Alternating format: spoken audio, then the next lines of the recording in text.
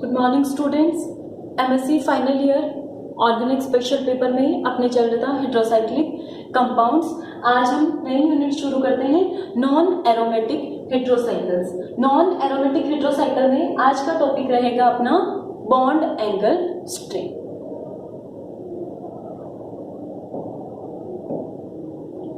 अब देखो bond angle strain क्या होता है।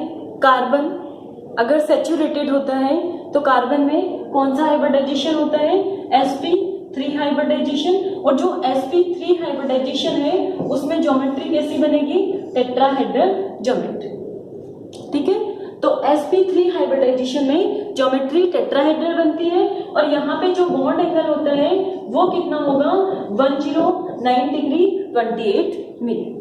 ठीक है, ये कार्बन की ओपन चेन स्ट्रक्चर होता है, उसमें ऐसा होता है जब कार्बन सैचुरेटेड होता है। लेकिन जैसे ही साइक्लिक स्ट्रक्चर का फॉर्मेशन होगा ये बॉन्ड एंगल है 109 डिग्री 28 मिनट नहीं रहेगा, इससे थोड़ा कम हो जाएगा। ठीक है, for valency of carbon do not lie in one plane directed toward the corner of a regular tetrahedron. जैसे रेगुलर टेट्राहेड्रॉन के कॉर्नर्स पे एटम्स अरेंज होते हैं, लेकिन साइक्लिक कंपाउंड्स में ऐसा नहीं होता। बॉन्ड एंगल साइक्लिक कंपाउंड्स में, नॉर्मल कंपाउंड्स में 109 डिग्री 28 मिनट होता है। यहाँ पे cyclic compounds are planar then show deviation from natural bond angle. इसमें सारे एक ही प्लेन में नहीं होते, लेकिन साइक्लिक कंपाउंड्स में जिस तरीके से साइक्लोप्रोपेन है तो सारे कार्बन है वो एक ही प्लेन में होंगे। साइक्लोब्यूटेन है, सारे एक ही प्लेन में है, तो एक ही प्लेन में है तो बॉन्ड एंगल इतना नहीं रह पाएगा। इन साइक्लोप्रोपेन बॉन्ड एंगल, अब यहाँ पे अगर बॉन्ड एंगल देखें तो कितना होगा, एंगल कितना होगा यहाँ पे 60 डिग्री हो जाएगा। तो 60 डिग्री, लेकिन नेचुरल बॉन्ड एंगल है वो कितना होता है 109 डिग्री 28 मिनट होता है। तो ये बॉन्ड एंगल है 109 डिग्री 28 मिनट से कंप्रेस होके कितना हो गया यहाँ पे 60 डिग्री। इस वजह से इनसाइक्लिक कंपाउंड्स में क्या हो जाता है, एक तरीके का स्ट्रेन आ जाता है, उसी को अपन क्या कहेंगे, बॉन्ड एंगल स्ट्रेन। अब किस कंपाउंड में कितना स्ट्रेन होगा ये किस पे डिपेंड करेगा कि उसमें बॉन्ड एंगल कितना। साइक्लोप्रोपेन में 60 डिग्री है, साइक्लोब्यूटेन में कितना हो जाएगा ये 90 डिग्री। तो इसका जो स्ट्रेन होगा वो साइक्लोप्रोपेन के कंपेरिजन में क्या हो जाएगा, कम हो जाएगा। अब देखो कुछ कंपाउंड्स में बॉन्ड एंगल स्ट्रेन है वो कैलकुलेट कर किया है।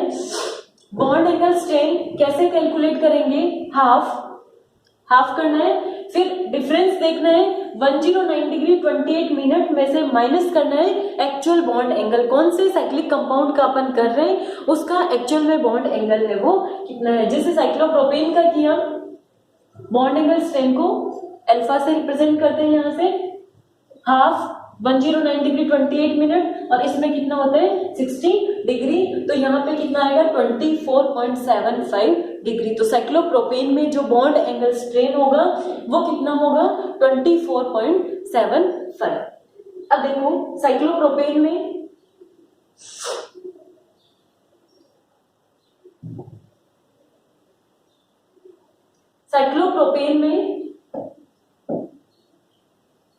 साइक्लिक कंपाउंड है साइक्लोप्रोपेन, कार्बन एटम कितना होंगे 3 होंगे। साइक्लोप्रोपेन का बॉन्ड एंगल कितना था 60 डिग्री, नॉर्मल बॉन्ड एंगल कितना होना चाहिए 109 डिग्री 28 मिनट, तो इसका एंगल स्ट्रेन कितना आ गया 24.7। इसी तरीके से साइक्लोब्यूटेन में नंबर ऑफ कार्बन 4 हो गए, bond angle 90 degree, natural bond angle उतना ही होगा, इसका बॉन्ड एंगल स्ट्रेन है वो साइक्लोप्रोपेन के कंपेरिजन में कम होगा। साइक्लोपेंटेन में 5 कार्बन, बॉन्ड एंगल 108 डिग्री, क्योंकि साइक्लिक स्ट्रक्चर थोड़ी बड़ी हो जाएगी तो कार्बन थोड़ा एक्सपेंड कर पाएंगे बॉन्ड्स थोड़ा। इसमें बॉन्ड एंगल है 0.75। ये बेयर ने कैलकुलेट किया था। Baeyer strain theory organic first year में भी बीएससी में पढ़ा होगा आपने। बेयर स्ट्रेन थ्योरी जो साइक्लिक कंपाउंड्स है, साइक्लो एल्केन्स है, उनमें स्ट्रेन किस तरीके से होता है। साइक्लोहेक्सेन में 120 डिग्री, ये नेचुरल आ गया, -5.25। इसकी साइड है ज्यादा एक्सपेंडेड हो जाती है तो 109 से बॉन्ड एंगल ज्यादा हो गया यहाँ पे 120 डिग्री, तो यहाँ पे एंगल स्ट्रेन माइनस में आएगा। फिर साइक्लोहेप्टेन में कितना आ गया -9.5 5 4। तो जिस साइक्लिक कंपाउंड में जितना ज्यादा बॉन्ड एंगल स्ट्रेन होगा वो उतना ही ज्यादा अनस्टेबल होगा। ठीक है, अब यहाँ पे देखो सबसे ज्यादा बॉन्ड एंगल स्ट्रेन किसमें है? साइक्लोप्रोपेन में। तो सबसे अनस्टेबल है वो साइक्लोप्रोपेन है, और सबसे कम है वो किसमें है? साइक्लोप्रोपेन में, साइक्लोपेंटेन और साइक्लोहेक्सेन में। तो सबसे ज्यादा स्टेबल है वेयर के अकॉर्डिंग साइक्लोपेंटेन और हेक्सेन होना चाहिए। और इन दोनों में भी अगर अपन कंपैरिजन करें तो कौन सा ज्यादा स्टेबल होना चाहिए? साइक्लोपेंटेन। लेकिन प्रैक्टिकली देखा गया कि साइक्लोपेंटेन से ज्यादा स्टेबल ये देखा गया हीट ऑफ हाइड्रोजनेशन कैलकुलेट करके। ठीक है, तो इसमें ज्यादा स्टेबल है वो कौन सा पाया गया? 6 मेंबर्ड हेट्रो जो साइक्लिक स्ट्रक्चर है यानी साइक्लोहेक्सेन है वो ज्यादा स्टेबल होता है। अब देखो स्टेबिलिटी ऑफ 6 मेंबर्ड और अदर। अब 6 मेंबर्ड 5 से ज्यादा अगर मेंबर साइक्लिक स्ट्रक्चर में प्रेजेंट है तो वहां पे जो स्ट्रक्चर है, जैसे अपन ने प्लेनर किया था, इसमें साइक्लोप्रोपेन है वो प्लेनर है, साइक्लोब्यूटेन है वो प्लेनर है। लेकिन जब 5 से ज्यादा मेंबर्ड आते ही उनकी स्ट्रक्चर है वो प्लेनर नहीं रह पाती, जो कार्बन एटम है वो डिफरेंट प्लेन में अरेंज हो जाते हैं। इस वजह से उनकी स्टेबिलिटी है वो ज्यादा होती है। Ring strain with in ring system, फिर डिफरेंट प्लेन में चले गए तो रिंग स्ट्रेन हो जाएगा, इसमें मिनिमम हो जाएगा। जैसे साइक्लोहेक्सेन है वो प्लेनर नहीं होके दो पकड़ स्ट्रक्चर इसकी होती है, एक चेयर फॉर्म है और दूसरी कौन सी फॉर्म होती है? इसमें बोट फॉर्म होती है। ठीक है, ये देखो चेयर की तरह होती है। ठीक है, एक ही प्लेन में नहीं है, ये डिफरेंट प्लेन में अरेंज हो गए। इसी तरीके से ये हो गई इसकी बोट फॉर्म। ये 6 कार्बन है, 1 2 3 4 5 और ये 6। ये इसकी बोट फॉर्म है और ये चेयर बोट की तरह है। ठीक है, तो ये दोनों स्ट्रक्चर्स में एग्जिस्ट करता है, इस वजह से ये ज्यादा स्टेबल होता है। और ये दोनों स्ट्रक्चर्स है वो रूम टेम्परेचर पे भी एक दूसरे में इंटर कन्वर्ट हो जाती है, केवल एक single bond carbon carbon bond के रोटेशन से एक दूसरे में कन्वर्ट हो जाएगी। अब इसको अपन डिटेल में पढ़ेंगे जब 6 मेंबर्ड हेट्रोसाइक्लिक कंपाउंड है वो पढ़ेंगे। अब देखो bonding in 3 membered ring. 3 membered ring यानी किसकी स्ट्रक्चर पढ़ने हैं अपन? साइक्लोप्रोपेन की। ठीक है, अब साइक्लोप्रोपेन में अगर नॉर्मली अपन पढ़े कि कार्बन एटम कौन सा हाइब्रिडाइजेशन में है? sp3 हाइब्रिडाइजेशन में। बॉन्ड एंगल कितना हो गया यहाँ पे? 60 डिग्री। ठीक है, लेकिन sp3 में बॉन्ड एंगल कितना होता है? 1090 डिग्री 28 मिनट। अब ये हाइब्रिडाइजेशन तो sp3 है लेकिन बॉन्ड एंगल रिड्यूस होके कितना हो गया यहाँ पे?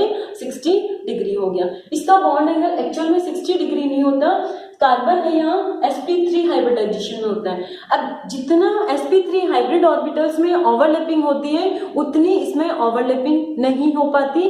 बॉन्ड्स है वो sp3 वालों के कंपैरिजन में काफी वीक होते हैं यहाँ पे।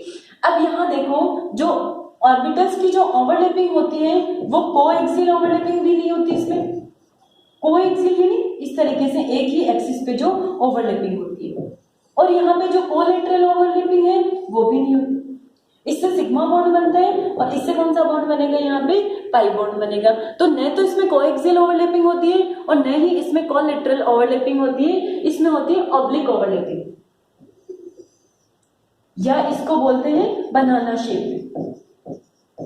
ठीक है, ये देखो ऑर्बिटल्स हैं थोड़े झुके हुए होते हैं और इस तरीके से बॉन्ड का फॉर्मेशन करेंगे।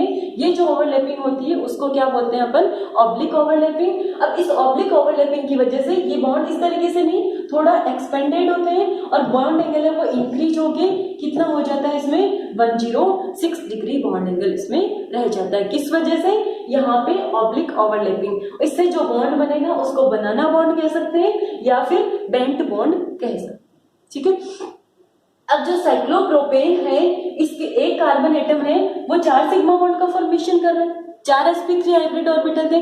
अब इसमें ये देखा गया कि जो हाइब्रिड ऑर्बिटल है साइक्लिक स्ट्रक्चर फॉर्मेशन में पार्टिसिपेट कर रहे हैं, यानी कार्बन कार्बन जिसमें ओवरलैपिंग हो रही है यहाँ पे, तो कार्बन कार्बन ओवरलैपिंग हो रही है, उनमें p कैरेक्टर है वो काफी ज्यादा था। P कैरेक्टर कितना पाया गया? 83%।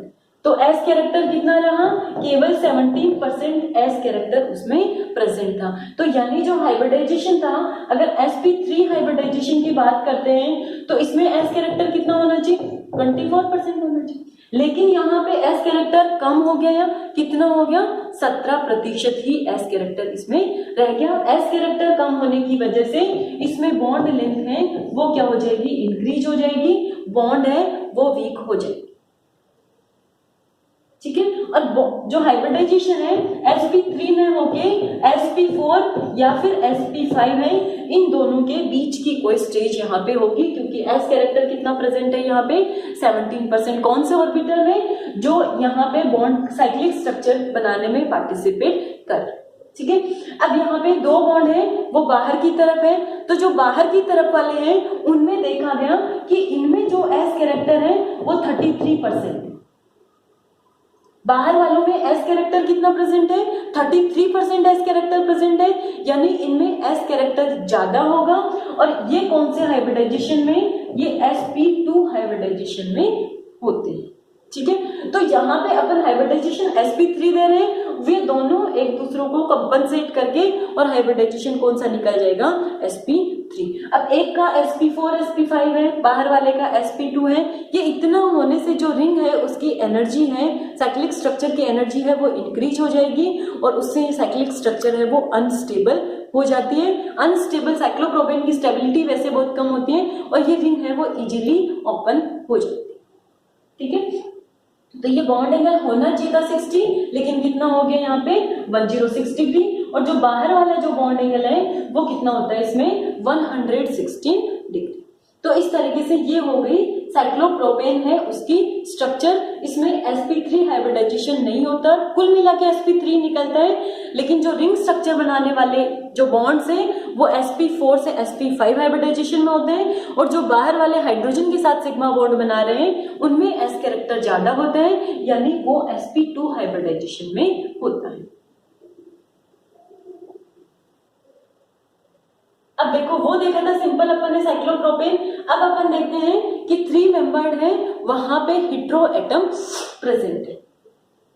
ठीक है। तो यहाँ पे हेटेरो एटम है वो बॉन्ड बनाने में पार्टिसिपेट करेगा। अब इसकी स्ट्रक्चर होती है साइक्लोप्रोपेन के ही सिमिलर होती है, क्योंकि साइक्लोप्रोपेन का जो CH2 ग्रुप है उसको किसी हेटेरो एटम से, X से सल्फर हो सकता है, ऑक्सीजन हो सकता है, नाइट्रोजन हो सकता है, कोई और हेटेरो एटम हो सकता है, उससे रिप्लेस करके बनाया हुआ है। तो इसमें भी ऐसा ही होता है कि यहाँ पे जो कार्बन sp3 हाइब्रिडाइजेशन में होंगे, जो रिंग स्ट्रक्चर बनाने में पार्टिसिपेट कर रहे हैं उसमें S कैरेक्टर है वो कम होगा, तो इसका हाइब्रिडाइजेशन है sp4 टू sp5 के बीच में यहाँ पे होगा। इन बॉन्ड्स की लेंथ है वो ज्यादा होगी, कंपैरेटिवली ये बॉन्ड है वो वीक होते हैं। ये भी बनाना बॉन्ड टाइप में स्ट्रक्चर का फॉर्मेशन करते हैं। लेकिन जो बाहर वाले बॉन्ड्स हैं उसमें S कैरेक्टर है, इसमें भी कितना देखा गया? 33%, यानी sp2 हाइब्रिडाइजेशन में ये होता है। ठीक है। अब इसमें और ज्यादा स्टडी की गई तब देखा गया कि इसमें जो बॉन्ड्स का फॉर्मेशन होता है वो दो तरीके से इंटरेक्शन से होता है, एक पाई ऑर्बिटल और दूसरे पाई स्टार ऑर्बिटल्स हैं उनके इंटरेक्शन से होता है। अब इसकी स्ट्रक्चर को 2 पार्ट्स में डिवाइड कर दिया, एक इसमें थी बेसल और एक है एपिकल। ठीक है। तो जो कार्बन कार्बन बॉन्ड है वो एज ए डबल बॉन्ड की तरह बिहेव कर रहा है, इथाइलिन की तरह। ठीक है। इथाइलिन, उसको कौन सी स्ट्रक्चर बोलती है? इसकी बेसल स्ट्रक्चर। और जो हेटेरो एटम है वो किस पोर्शन का फॉर्मेशन कर रहा है? यहाँ पे एपिकल स्ट्रक्चर का फॉर्मेशन कर रहा है। अब इसमें बेसल और जो एपिकल स्ट्रक्चर है उसमें बेक बॉन्डिंग होती है। ठीक है। अब किस तरीके से होती है? पहली कंडीशन ये हो सकती है कि जो इथाइलिन ग्रुप है, इथाइलिन अपने पाई ऑर्बिटल्स, क्यों इथाइलिन के पाई ऑर्बिटल्स है उसमें इलेक्ट्रॉन प्रेजेंट होंगे, अपने पाई से यहाँ पे जो हेटेरो एटम X है उसके वेकेंट ऑर्बिटल में इलेक्ट्रॉन ट्रांसफर कर। ठीक है। तो यहाँ पे इलेक्ट्रॉन डोनर कौन सा हो गया? इथाइलिन है वो इलेक्ट्रॉन डोनर है यहाँ पे, और जो हेटेरो एटम है उसके पास में वैकेंट ऑर्बिटल है, ये इलेक्ट्रॉन गेन कर रहा है, तो ये क्या हो जाएगा यहाँ पे एक्सेप्टर का काम करेगा। ठीक है, दूसरी कंडीशन क्या हो सकती है कि जो हेटेरो एटम है इसके फील्ड ऑर्बिटल, हेटेरो एटम पे लोन पेयर प्रेजेंट होते हैं, इसके फील्ड ऑर्बिटल है, इलेक्ट्रॉन डोनेट करेंगे, किसको करेंगे, जो इथाइलिन है उसके पाई स्टार ऑर्बिटल। पाई के बॉन्डिंग में तो इलेक्ट्रॉन होंगे लेकिन पाई का एंटी बॉन्डिंग है वो वेकेंट होगा, तो ये इलेक्ट्रॉन डोनेट कर किसको कर रहा है, यहाँ पे इथाइलिन है उसके पाई स्टार ऑर्बिटल को इलेक्ट्रॉन डोनेट कर रहा है। ठीक है, अब ये हेटेरो एटम के नेचर पे डिपेंड कर रहा है कि यहाँ पे कौन से वाली बॉन्डिंग है वो ज्यादा डोमिनेंट होगी, फर्स्ट वाली ज्यादा डोमिनेंट होगी या फिर सेकंड वाली डोमिनेंट होगी। अब इन दोनों के इंटरेक्शन से ही जो साइक्लिक स्ट्रक्चर है उसकी स्ट्रेंथ है अपन पता कर सकते हैं। यदि जहां पे जो हेटेरो एटम है X है उसकी इलेक्ट्रोनेगेटिविटी ज्यादा है, इलेक्ट्रोनेगेटिविटी ज्यादा है यानी इलेक्ट्रॉन गेन करेगा वो ज्यादा, तो ये इलेक्ट्रॉन गेन करेगा यानी यहाँ पे सेकंड वाली है वो तो ऑलमोस्ट नेग्लिजिबल होगी, यहाँ पे फर्स्ट वाली बॉन्डिंग है वो ज्यादा स्ट्रॉन्ग होगी। ठीक है, तो अलग अलग हेटेरोसाइक्लिक कंपाउंड्स में ये अलग अलग होगा कि बेसल और जो एपिकल स्ट्रक्चर है उसके बीच में किस टाइप की बॉन्डिंग होगी। जैसे दो टाइप की बॉन्डिंग हो गई, एक बेसल स्ट्रक्चर है जो इथाइलिन मॉलिक्यूल है और दूसरा एपिकल स्ट्रक्चर कौन है, इसमें हेटेरो एटम है वो इसके एपिकल पार्ट का फॉर्मेशन कर रहा है। फर्स्ट में इथाइलिन के जो पाई ऑर्बिटल्स है, पाई यानी जिसमें पाई इलेक्ट्रॉन प्रेजेंट है, वो हेटेरो एटम के वेकेंट ऑर्बिटल्स को इलेक्ट्रॉन दे रहा है। ये किस में डोमिनेंट होगी, जब हेटेरो एटम की इलेक्ट्रोनेगेटिविटी है वो ज्यादा होगी। दूसरा बैक बॉन्डिंग, जिस तरीके से कोऑर्डिनेशन कंपाउंड्स में होता है स्टेबिलिटी के लिए, मेटल टू लिगेंड और लिगेंड टू मेटल, तो यहाँ पे दूसरे में देखो कि जो इथाइलिन के पाई स्टार ऑर्बिटल है वो वेकेंट है, वो क्या करेंगे, हेटेरो एटम है उससे इलेक्ट्रॉन्स को गेन करेंगे। तो इस तरीके से जो 3 मेंबर्ड हेटेरोसाइक्लिक कंपाउंड्स है उनकी स्ट्रक्चर है वो कुछ इस तरीके की होती है। नेक्स्ट क्लास में अपन पढ़ेंगे 4 मेंबर्ड हेटेरोसाइक्लिक कंपाउंड्स। ओके।